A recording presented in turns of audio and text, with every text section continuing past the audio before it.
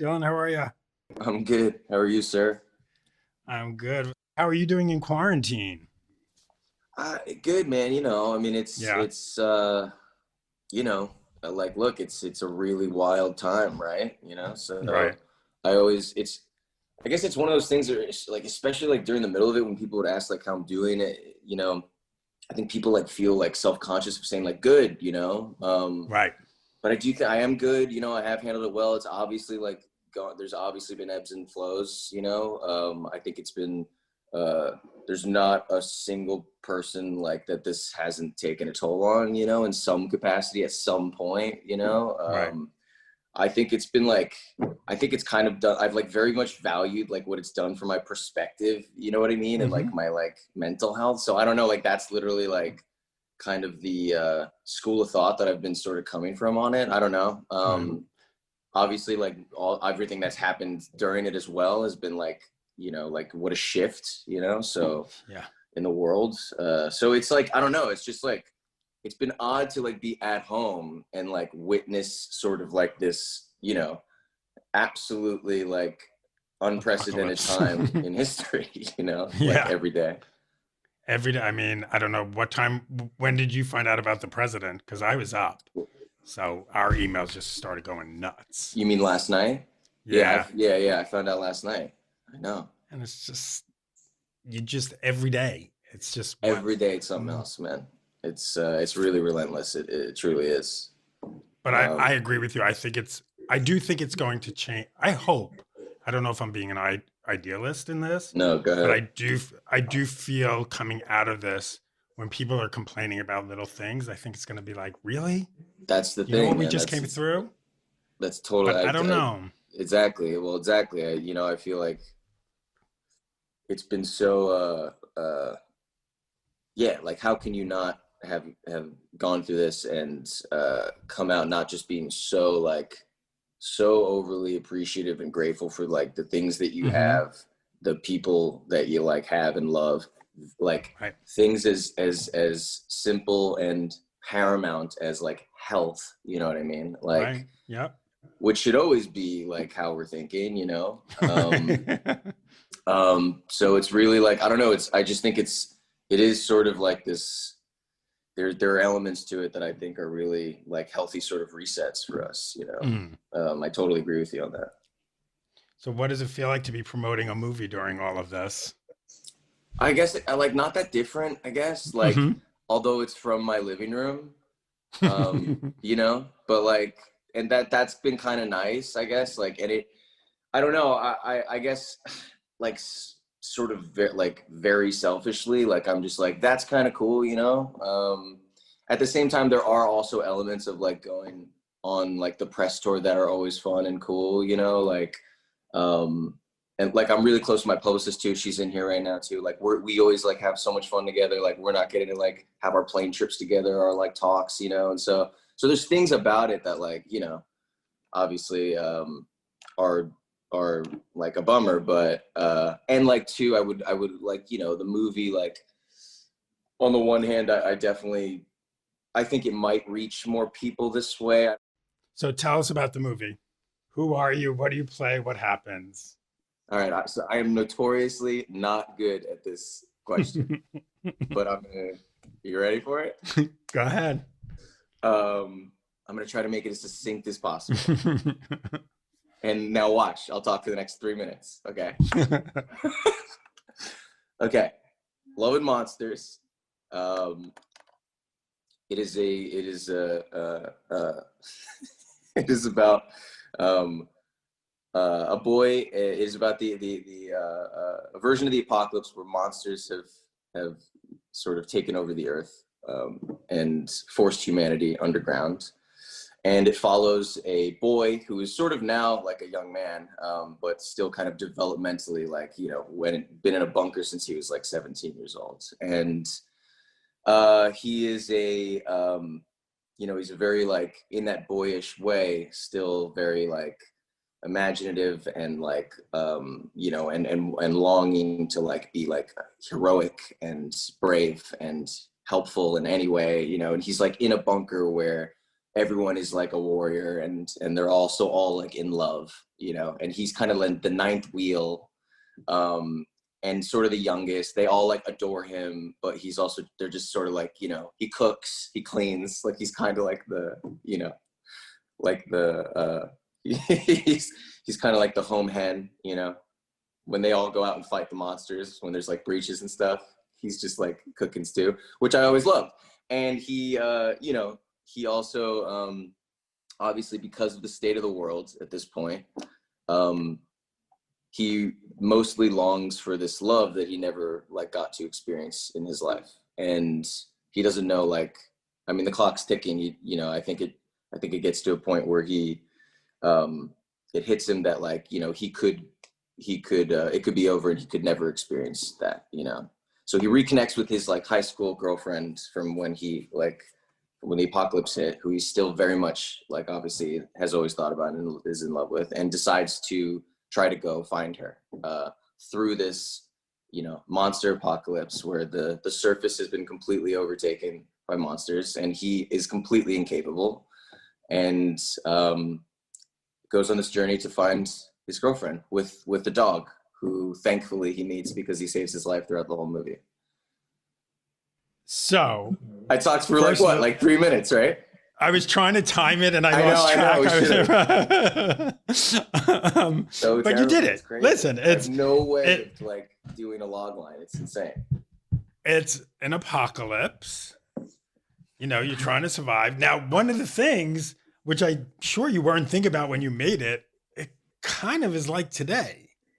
You're in quarantine. I mean, didn't think about. Of course, I didn't think about that. This movie, yeah. I think the script was written like 6 years ago. You know, like, and we shot it over a year ago. Yeah, of course. I mean, yeah, trust me. A lot of the, you know, when they were deciding on when to release the movie, you know, I remember speaking to Michael, the director. You know, at one point when they had decided on a date, and it was originally for I don't know if you know this, it was originally pegged for Valentine's Day. This year, so we just brought it up a bit, but you know, I was like, are you cool, because I was mostly too, I was like, it's his first like big studio movie too, and so I was like I just, you know, feel for you, it's another, like, it's a while till it comes out, like, how are you cool with that, you know? And he's like, I think I am, I think it's a good spot. He's like, the only thing is, like, you know, you just don't know what changes in a year. And like when he said that, you know, it's just fascinating how true that became, you know. Yeah, it's interesting because obviously I think a lot of people are, I don't know, I think people are smart, you know, like, it's, I guess some people are, some people aren't, but like, I don't think that anyone's gonna see this movie and think that we, you know, we're in any way is relating to what's going on right now. Like, I think people understand the timetable at this point, you know. But, you know, you're in quarantine for how many years in the movie? 7? Yeah, the quarantine aspect is wild. It's wild. Yeah, he's in a bunker, quarantined, essentially. I guess it's not quarantined, they're just like hiding, basically, you know? Which is kind of a different way of saying quarantine. Yeah, 7 years. Except, you know, the earth has been overtaken by snails the size of, you know, buildings. Oh, did you see it? I've seen it. Yes, I've seen it. Cool. I'm not going to do the interview without seeing the movie. I hate when journalists do that. So, I mean, of course, yeah, like, I guess, but that has, I mean, yeah, that's sometimes. It happens. It does happen. Or maybe I just don't know. I don't know. That's cool. But the movie, but what's amazing about the movie, it's really, I mean, listen, I know you have some co-stars. There are other people in the movie, but it's really you. The movie is you. It's like, yeah, it is a lot of me, unfortunately. The whole fucking time. But how much was it green screen and CGI? Is it just wild? You know, not a lot of green screen. Obviously, a lot of CGI. Right.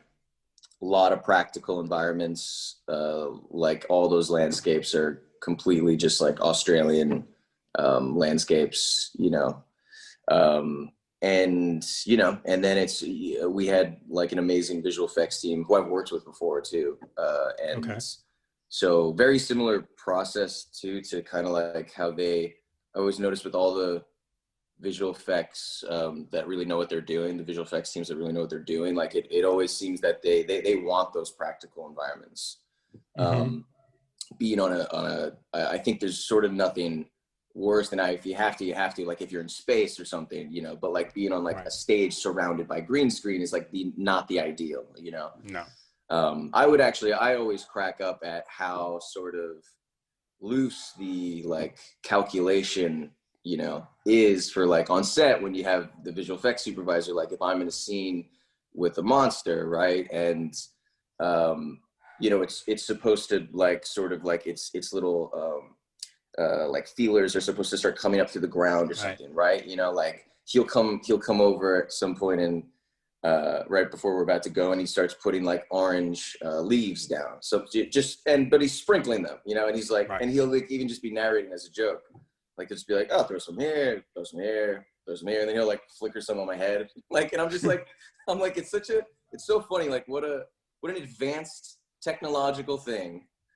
You would think that there's such an exact science, Right. you know, Right. to how they have to execute it, but it's really interesting to watch how they do it. Like he just needs these like loose references, you know, to then kind of go in and be able to, you know, paint and color in the worlds and build the monster and have it move. You know, it's fucking amazing, really. Was it a lot of tennis balls that you were looking at? Totally, always, yeah, yeah. And people always ask about the tennis balls, you know, and I think like the most common question is like, is that hard? Is that difficult to, you know? And like it's first of all, it is just sort of what it is. So there really is no like other thing that you've ever experienced. It's not like we've gone to tennis balls and, you know, Right. we used to experience real monsters. Monsters, you know what I mean? So right? it's like, but also that's just you know, I keep saying like it's kind of fun. It's kind of more fun to imagine it yourself, you know, and to sort of, I mean, that's the fun of acting, you know, like, are getting to do a movie like this. You're in this like world that doesn't exist, you know, like, and you know, this fantastical kind of like spin on like what could happen with monsters, you know, mutating out of like mammals. And so it's like, that's the fun of it, is to imagine like what's going on and then sort of create that for yourself. I have to ask, because my husband and I were kind of debating it. Was the dog real? Yeah. That's hilarious, man. Were you high? For a second, when the dog first popped up, my husband goes, "Oh, that's fake. Fuck. That's a fake dog." Oh, that is. He's like, so "That's a fake funny. dog." And then I'm like, "Well, I guess it could be a fake dog because the monsters are fake." That's incredible. That is so funny. I'm glad to know the dog was Hero real. is totally real. He's a brilliant dog. I love him so much. He also like, so, you know, he has a doggy double, like there's two dogs, you know, so it's Dodge and Hero. And you know, because like you can't like have Hero do everything all day, but just like he needs to rest sometimes, you know, and like which, so, you know, I had never worked with a dog before, so it was really cool, and learning all of those things too about how they work on set. I never knew those kind of details, you know, the doggy double, and I didn't know there were doggy doubles. but yeah, definitely. What would you say? Sorry. I didn't know there were doggy doubles. It just sounds funny. Yeah, isn't it funny? Like There's two of them. Doggy stand-ins. So cute, and they were just the best. They were the best dogs. They're so smart. Like, it's just incredible too how they. I mean, and I also thought he was also so loving, you know, with me. Like, it was cool, like that he actually was like such a. Did he bond? Did you bond together right away? Totally. Yeah. And going into it, I wasn't sure. I was like, this would be interesting. I don't know. You know, I've never worked with like an actor dog before. You know, like I wonder if they'll be totally turned off to like the connection. You know, if it'll all be acting. You know, but it's so. You know what I mean? But he was. You're like, I don't know if the dog's gonna like me or not. What happens if we didn't do a chemistry read?